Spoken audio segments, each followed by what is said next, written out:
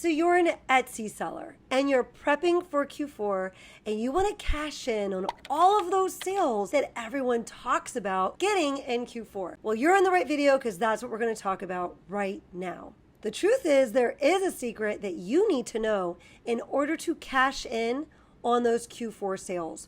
We're going to go over a couple of things in this video, and by the end of this video, you'll have at least 2 action steps that you can take to move yourself in the right direction to cash in on those Q4 sales. First, let's go over some of the niches that you need to make sure that you're listing for, and let's make sure that you understand how important it is that you're listing to them early or on time, and that you're consistently listing in those niches right up until their expiration date, we'll call it.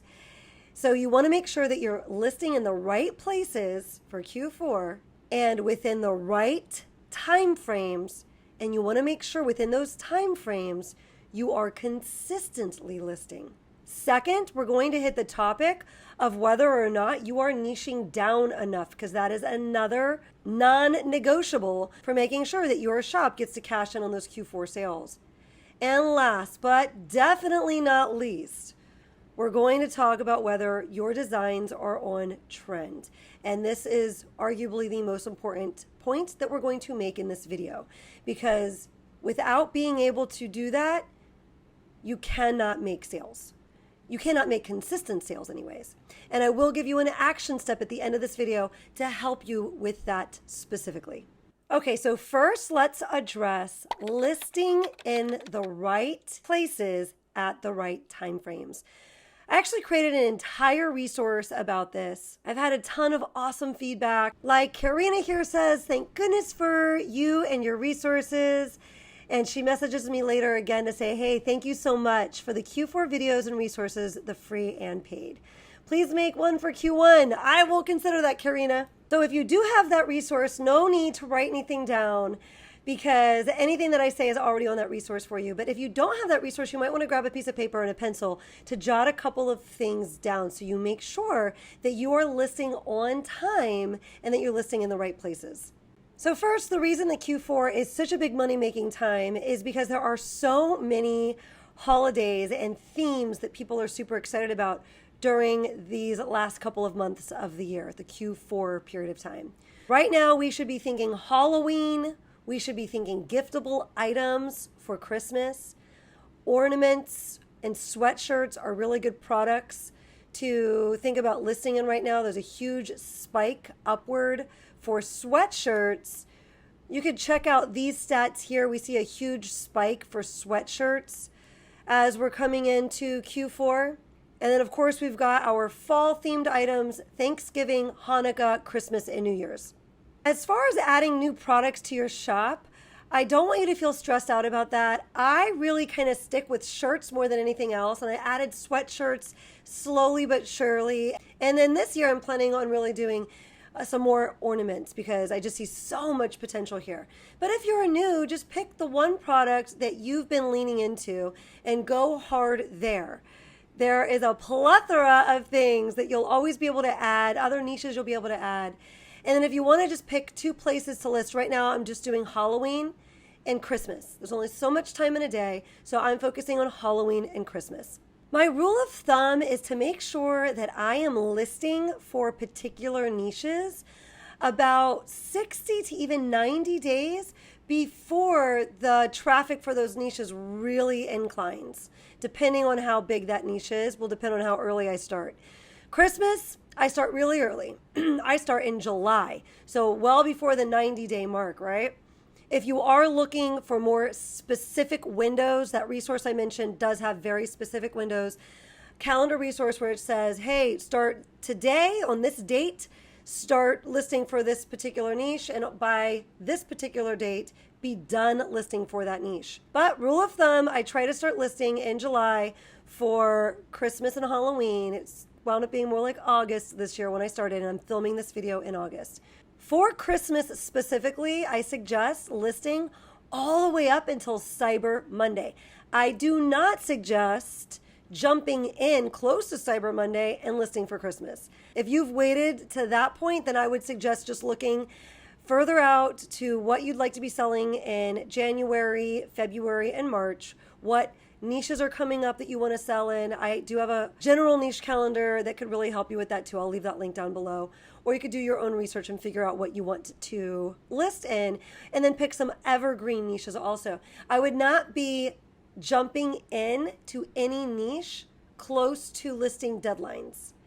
The trick here, the magic, if you start listing at the early end of a window and list consistently over time until the end of that listing window, and then I'll even list a little later, another week or two, if I'm getting traction in that area, because it just seems to keep the whole thing moving faster for me. It keeps sales going. Even for listings that have already been out and doing well, they seem to do well longer when I'm active in that niche. So just my 2 cents and what I've noticed in my shop. So now we've addressed how important it is to list on time in the right places. Rule of thumb, about 90 days prior to an event or a holiday, and be done, and then consistently list until around 30 days prior to that holiday. Now, of course, there are exceptions to that rule, like Christmas. I'm listing that in July, and consistently listing all the way up till Cyber Monday. So next, let's address niching down. I pulled 3 examples to look at with you so you can really get a feel for what it means to niche down. Now, it's August, early August, and so it was kind of hard to find bestsellers. So I chose 3 that don't have bestseller badges on them. When I do research, I'm always looking at things that have bestsellers. But I'm going to show you, if I were doing research and I saw that these were bestsellers and they are on trend, their designs are on trend, their mock-ups are on trend, and I'll get to that bit in just a second. So let's assume that we're looking at bestsellers and we're making decisions about what we're going to list in our shop. So here we have a sweatshirt that says Merry Christmas. I don't have anything in my shop that is that generic. And if I and I have many sales in my shop, I wouldn't expect to make a lot of sales with something that generic, even in my shop. So if I were to open a new shop, you better believe I would not waste 1 second putting something like this in my shop. Kind of have to pay your dues when you are a small shop. You can't rank and expect to really accelerate and make a lot of sales in these huge niches where monster stores that have been selling for a long time rank. So you want to start in smaller niches. I'm going to show you how I would use, let's assume this is a bestseller, and what I would do, instead of writing Merry Christmas on my shirt, I might say Merry Third Grade Teacher, and use these patterns and these elements. I might use red, and I might use this farmhouse pattern here, or Merry Nurse, or Merry ER Nurse. And then maybe I would even go so far as to add their name.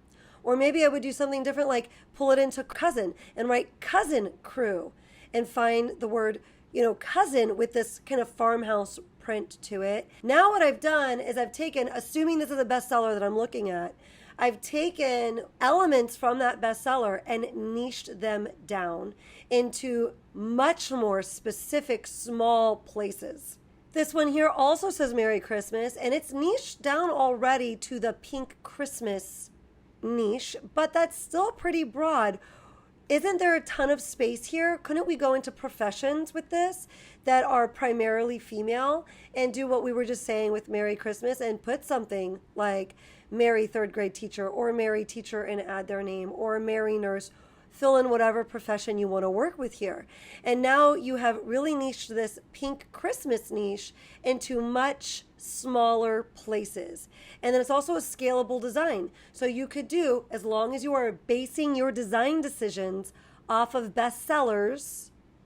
So let's assume that these are bestsellers. Now it would be worthy of your attention of doing 20 of them for the different, branching out to the different nurses or the different grade levels, or the different subjects of a teacher, or staff positions. And one more for us. Let's take a look at this one. I teach the smartest cookies in the batch. So I wonder what you're thinking right now. I want to give you a second to really think about this. How am I going to niche that down? It's already a teacher shirt. So where do we have to go from here? I teach the smartest cookies in the batch. Well, to stand out further, can we put books in the hands of the little gingerbread guys? Because now we're targeting the reading teacher. Can we put little math problems in the air where the little stars are? Because now we're targeting the math teacher. Could we say, I teach the smartest third grade cookies in the batch, and maybe put a grade level somewhere on there? Or perhaps if we don't like the way that sounds, do something a little more clever, like add something to the photo, to the graphic that makes it obvious that we're targeting a grade level. Maybe we put a little Christmassy shirt that says third grade on top of our gingerbreads. And then we could target the different grade levels. Have a little look in your shop. Go through your listings. How many of them are generic? How many of them are niched down some? So for example, teacher or nurse. And then how many of them are digging deep into that niche? So for example, third grade teacher, reading teacher, doula, ER nurse. Throwing out another example for you, mom, okay, soccer mom, tennis mom, moms that like to garden, moms that like to play golf. Last, but definitely not least, in fact, it's probably most, if you want to make money during Q4 or at any time of the year with your Etsy shop, if you want to make consistent sales, if you want to make scalable income, non-negotiable, you must learn to create designs that people want to buy. And that skill takes some practice. I know for me, there was a big learning curve there. I'm going to show you a little hack that I use to help me make sure that my designs are on trend, yet still adding something new and valuable to the market. Because what most people tend to do is recreate on trends that are already going well in that niche. So for example, if we were to work on cousin crew shirts for Christmas, because remember, we're not going to do anything super generic, we have to niche down. So I'm niching down to a group of cousins that are celebrating Christmas together. And if I go to Etsy and I search up cousin Christmas crew shirts, and I get all of my inspiration there, my designs will look like everybody else's. And as a matter of fact, you'll see right here how many designs are pretty much repeated. And the layout is pretty much the same for the majority of designs on Etsy currently right now for Christmassy cousin crew shirts. So instead of doing my research this way, I'm going to innovate by searching in a broader search. I'm going to search up best-selling shirts, or I might decide to also do a search on best-selling women's shirts or best-selling shirts for men. And while I'm perusing those results, I'm going to see lots of bestsellers from many different niches. As a matter of fact, let's grab one. I'm going to grab this one right here, right now. We're going to make a cousin crew Christmas design based on this layout and this concept. But before we do, if you are finding value in this video, I'd so appreciate it if you take a quick second to boop the like button. And if you'd like to see more content like this popping up in your feed, then take a second to also hug that little subscribe button. Okay, let's innovate on this design. When I just put just plain old shirt in the search bar, I found this in search results. And so I'm going to make two designs up based on this research. And then I'm going to also list it like this with a back and front. So the first design I came up with is just the hand, but I Christmased it up by draping Christmas lights on it. I'm going to give you a couple of aesthetics in just a second. We're going to look at that calendar resource I created, and I'm going to let the cat out of the bag and give you a couple of like quick tips on how you can Christmas things up. Draping Christmas lights is one of them. And then we're going to do the rounded text around the palm there. Except this time, instead of writing day deserve, we're going to write cousin crew. And then we're going to do another design like we have over here, but instead of have the day you deserve, We're going to Christmas everything up with some Christmas colors, that same hand that we've already draped the lights on, and we're going to say, Merry Cousin Crew. Lickety split that fast. We have 3 designs that we can add on our Etsy shop, designs that are based on market research and add something new and valuable to the Cousin Crew Christmas shirts. It's got a different layout. It's going to be something that stands out in search results. And we even have 3 listings out of this. We have both of those designs that we could try up on the front and list them. And then we could do a combination with the front and the back. I dare you to apply this strategy the next time you're designing in any niche. Some other aesthetics that work really well, in addition to just throwing Christmas lights like we did on the skeleton hand, is to do up a ugly Christmas sweater vibe for your phrase, or to throw a Santa Claus hat on it. Again, if you are looking for a resource for Q4, I will leave that one linked down below, but I'll also leave linked right here in the corner a completely free video resource where we can keep practicing the skill of adding value to the market and not recreating what's already out there. But before you click into that, you're going to want to stick around for this tip from Tucker. Tucker, take it away.